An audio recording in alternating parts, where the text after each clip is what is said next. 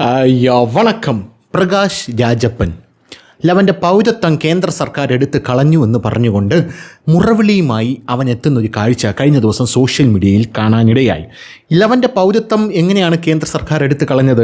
എൻ്റെ voter I D Narendra Modi നേരിട്ട് ബാംഗ്ലൂരു കോൺസ്റ്റിറ്റ്യുവൻസിയിൽ നിന്നും കട്ട് ചെയ്ത് കളഞ്ഞു എന്ന് പറഞ്ഞുകൊണ്ടുള്ള അമർച്ചയുമായിട്ടാണ് പ്രകാശ് രാജ് എത്തിയിരിക്കുന്നത്. യവനെ നമ്മൾ അവസാനമായിട്ട് കണ്ടത് CJP പ്രൊട്ടസ്റ്റിലാണ്.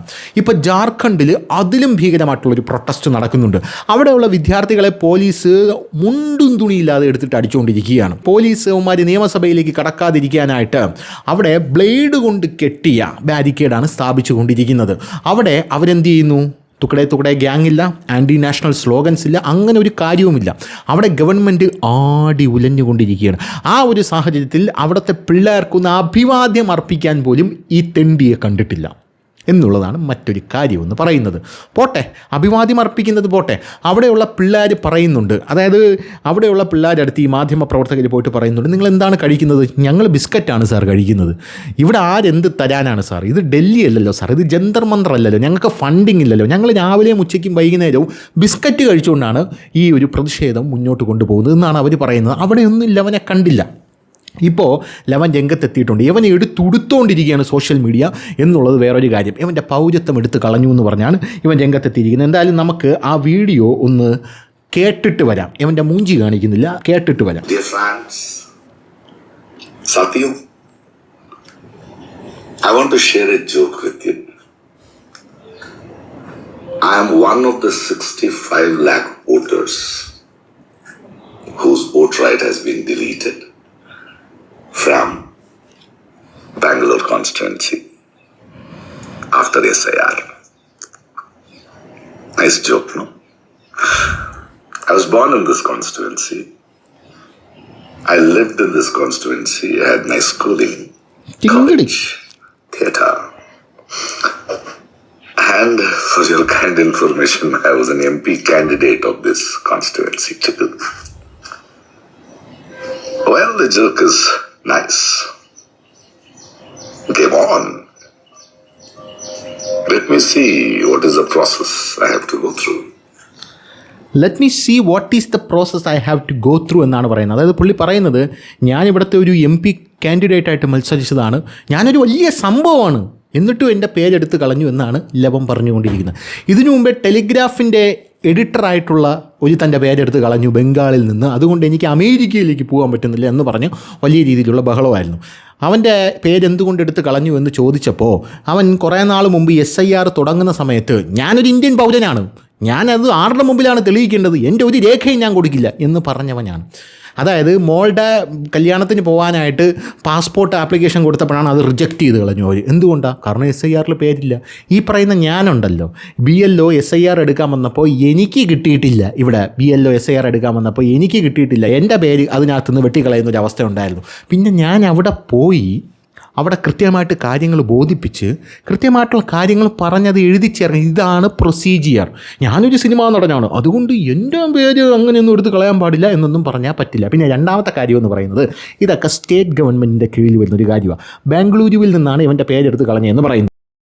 വേറൊരു കാര്യമുണ്ട്, ഇവന് 4 വോട്ടർ ID ഉണ്ട്, അതൊന്നും പറയുന്നില്ല. 4 ജാമ്യമില്ലാ വാറൻ്റാണ് കോടതി ഇവനെതിരെ പുറപ്പെടുവിച്ചതെന്ന് വേറൊരു കാര്യം. പിന്നെ കരഞ്ഞു മെഴുകി നാറ്റിച്ച് അവസാനം കോടതിയിൽ നിന്ന് പുറത്തിറങ്ങി. അതായത് കോടതി ഒരുവിധം അറസ്റ്റ് ഒഴിവാക്കി പുറത്തിറങ്ങി. പിന്നെ ഇവൻ പൊങ്ങുന്നത് CJPയുടെ പ്രൊട്ടസ്റ്റിലാണ്.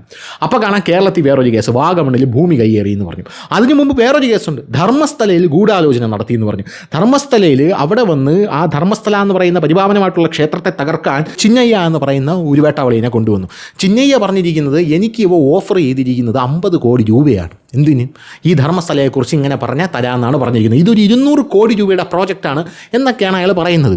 അപ്പോഴും ഇളിച്ചുകൊണ്ട് വന്ന് നാട്ടുകാരെ മുമ്പിൽ നിന്ന് എൻ്റെ പേര് വോട്ടർ ID നിന്ന് മോദി എടുത്ത് കളഞ്ഞു എന്ന് പറയാൻ ചില്ലറ ഉളുപ്പൊന്നും പോരാ എന്ന് മാത്രമേ എനിക്ക് നിലവിൽ പറയാനായിട്ടുള്ളൂ. എന്തായിരുന്നാലും ഇയാളെ സോഷ്യൽ മീഡിയയിൽ റിയാക്ട് ചെയ്യുന്ന ഒരു വീഡിയോ ഉണ്ട്, അതാരാണെന്ന് എനിക്കറിയില്ല, പക്ഷെ വളരെ ഭംഗിയായിട്ടാണ് ആ ചെറുപ്പക്കാരൻ ഇയാളെ സോഷ്യൽ മീഡിയയിൽ റിയാക്ട് ചെയ്യുന്നത്. ഞാൻ കാണിച്ചു തരാം, ഭയങ്കര രസകരമായിട്ടാണ് ചെയ്യുന്നത്. ഇതാണ് ആ വീഡിയോ എന്ന് പറയുന്നത്. I want to share a joke with you.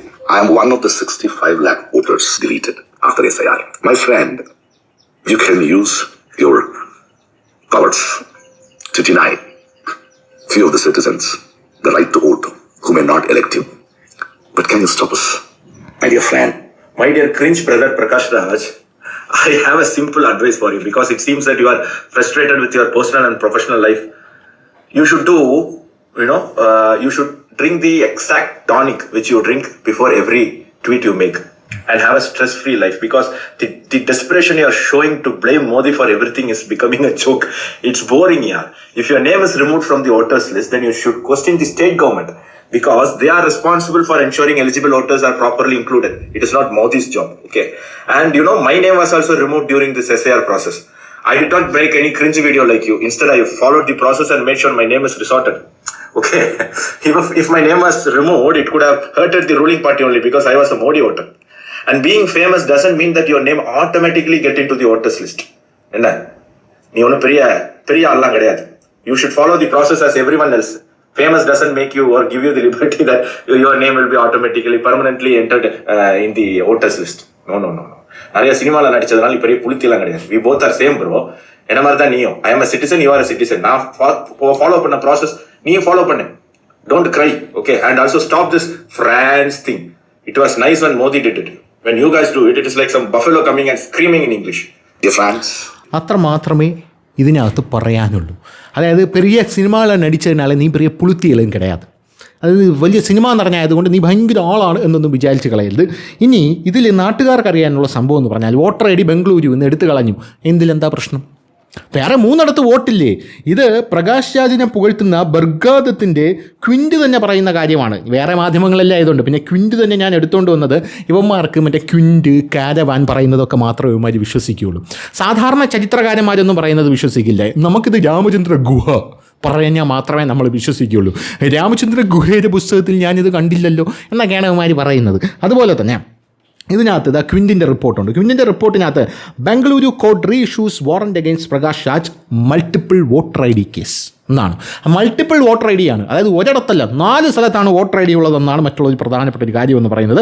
According to Deccan Herald, the complaint alleged that Prakash Raj who contested the 2019 assembly elections possessed voter ID cards in Karnataka, Tamil Nadu and Telangana.